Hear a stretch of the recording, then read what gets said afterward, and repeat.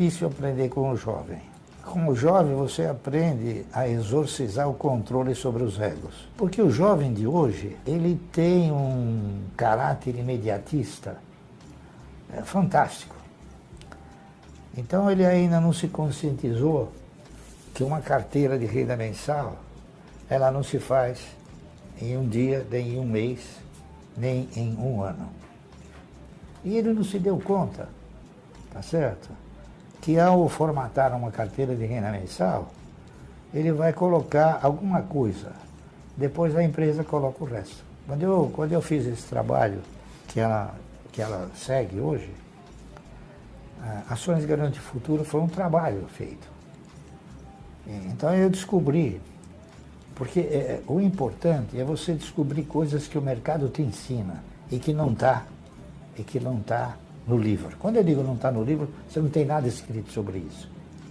Então, por exemplo, um certo dia, eu li lá nos jornais, saiu, que os fundos de previdência privada estavam quebrando. Em 1970, se a memória não me trair. Eram fundos de previdência privada particulares. Então eram Pereira Barreto, KPM, Montepio da Família Militar, GBOX, eram tudo fundos de previdência privada. Você tem o fundo da Varig, o fundo da Transbrasil, o fundo da VASP, centenas de fundos de previdência privada particulares foram quebrando.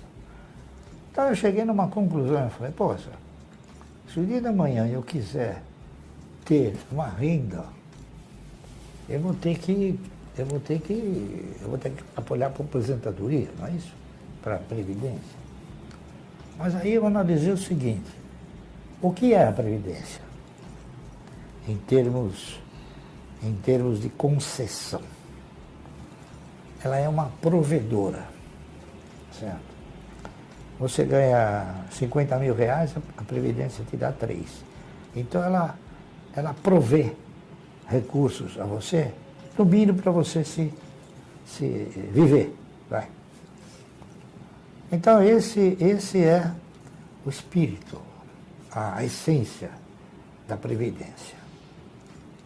Por que não da Previdência privada também? Ela nunca vai te retribuir aquilo que você comprou. Ela vai te retribuir um pedaço.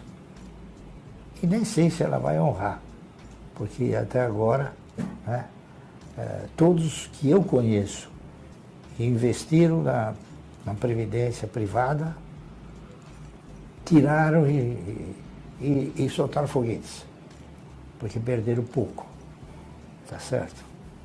Então, naquela ocasião, eu analisei e falei, poxa, vai ser difícil eu ter uma renda mensal boa, né? Pelo menos para mim viver bem, não é isso? Então eu busquei outras fontes.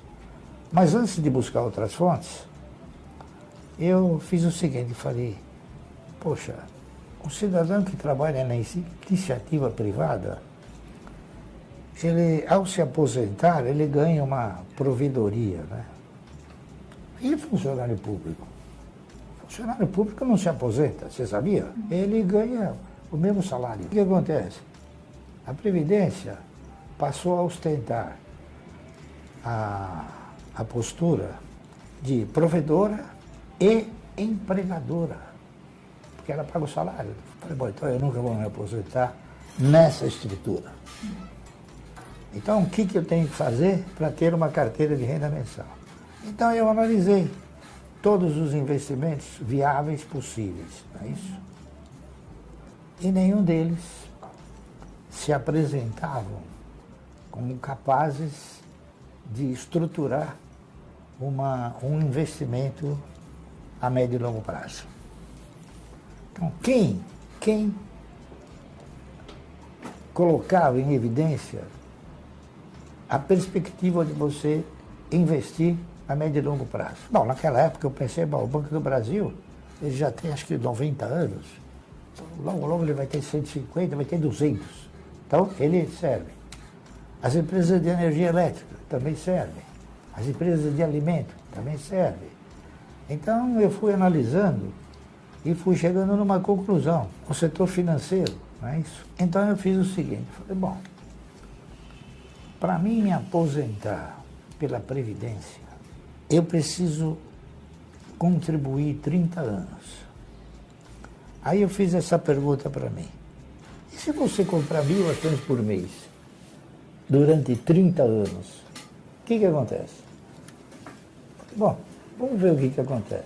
Então pus tudo num livro, numa tabela, né? E cheguei numa conclusão interessante. A partir do 8º ano, você não precisava mais tirar o dinheiro do bolso. O reinvestimento produzido pelas ações, ele já te dava seguimento. Então, quer dizer, eu pesquisei e consegui ver isso aí. E eu fiz. Há 8 anos eu já tinha uma renda que me permitia viver sem nenhum salário. Naquela época eu tinha o quê? Tinha 4 filhos, né? 4 já. 4 filhos. Fui o primeiro cidadão a escrever sobre o mercado de capitais aqui no Brasil, por causa do Nelo Ferrentini, que era diretor do jornal Diário Popular. Então nós começamos a escrever sobre o mercado e depois vieram outros. E hoje tem milhões aí que escrevem, né? Olha, o recado que eu talvez pudesse passar para eles seria o seguinte: não compre ações só por comprar, só por receber uma dica. Analise os projetos de empresas que tenham, assim, projetos futuristas, né? E comprem ações dessas empresas. Não se preocupem com a Bolsa, porque a Bolsa é um órgão ávido por corretagens e emolumentos. Nunca aplique na Bolsa, aplique no segmento de ações. É isso aí. Olha, eu diria o seguinte, antes de você se jogar do avião, aprenda a abrir o paraquedas. A gente, quando é jovem, quer se aventurar, né? Claro, a gente tem todo o tempo a nosso favor, mas muitas vezes quem se joga do avião sem abrir o paraquedas, na bolsa, de casa, muitas vezes não volta. E joga a culpa no mercado. Eu acho que ele não volta nunca. Não volta, não volta. Eu já falo diferente, eu falo, você nunca andará 1 quilômetro se não der o primeiro passo. Então, eu concluo para você dizendo o seguinte: se eu tivesse que colocar um termo no meu trabalho, eu mudaria. Está entendendo? Eu colocaria assim, colocaria um O. Ações garantem um ótimo futuro. Mas foi até um ponto interessante você citar essa questão do INSS, porque há pouco tempo o pessoal da Portfel, que é a consultoria que a gente tem de investimento lá dentro do Grupo Primo, eles fizeram um post justamente pegando essa comparação entre você investir o seu dinheiro durante o período de 40 anos ou pagar a previdência pública durante 40 anos. E não é um ou outro, porque se você trabalha e não contribuiu com a Previdência, isso pode ser enquadrado até como crime de sonegação previdenciária. Então, é um imposto, você é obrigado a pagar. E aqui eles colocaram, né, a contribuição para o INSS de 350 ou investir 350 de maneira mensal em algo que tem uma taxa de retorno de 10% ao ano. E tem muita ação pagando 10% de dividendos agora durante esse período. Ou mais, né? Ou até mais. O resultado no INSS é que você, após 40 anos, iria se aposentar ganhando 3 mil ao mês. E no momento que você morre, zero de patrimônio para a tua família. Depende de quanto você contribui. Por exemplo, eu nunca deixei de contribuir para o INSS, porque eu recebia honorários, recebia comissões, tá certo? Mas eu sempre contribuí pelo mínimo. É a melhor coisa que tem. Então o que aconteceu? Eu contribuí obrigatoriamente pelo mínimo para a Previdência e aleatoriamente para aquilo que é a formação de uma carteira de renda mensal. Uhum. Então hoje eu sou aposentado com R$500 por mês. O que daria para fazer com esse dinheiro? Né? R$500. Se fosse uma pessoa fazendo esses aportes, R$500 por mês. R$500. Então, por que é R$500 se o salário mínimo é 1.200, né? É que eu recebo 1.200 para pagar 700 de INSS. Os honorários. Porque eu recebo honorários, não é isso? E ainda pago INSS. Quer dizer, então, ainda sustento alguém.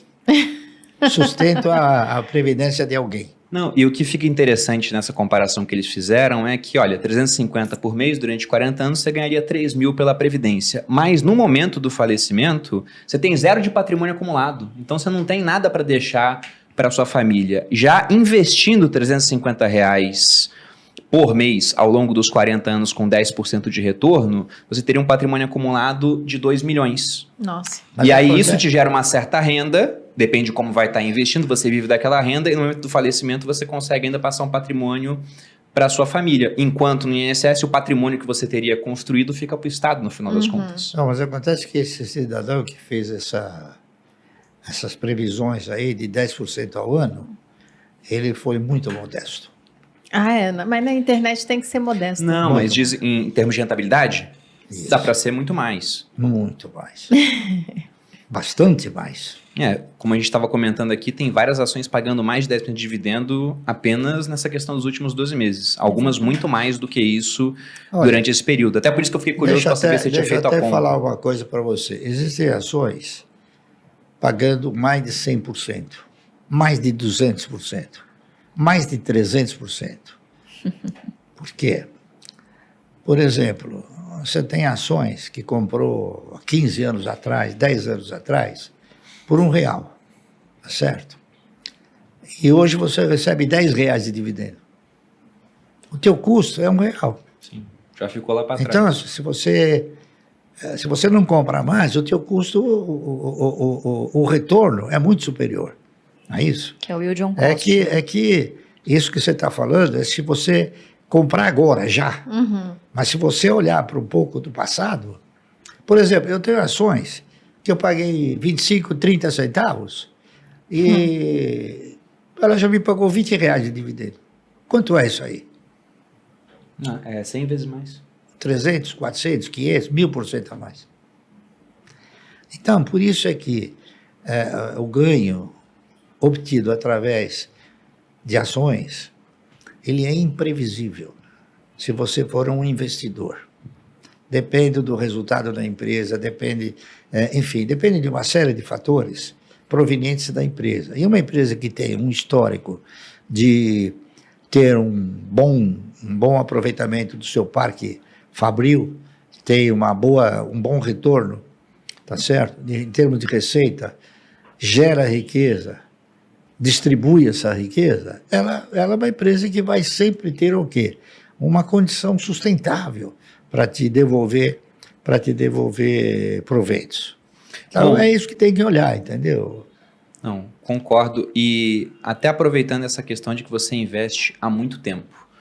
Se a gente colocar que você começou a investir na década de 70, então das 10 moedas que nós tivemos aqui no Brasil, que a gente já teve réis, mil-réis, cruzeiro, cruzeiro novo, cruzado novo. Novo cruzado, novo cruzeiro. E depois de um tempo nem imprimia mais a moeda, só carimbava a antiga.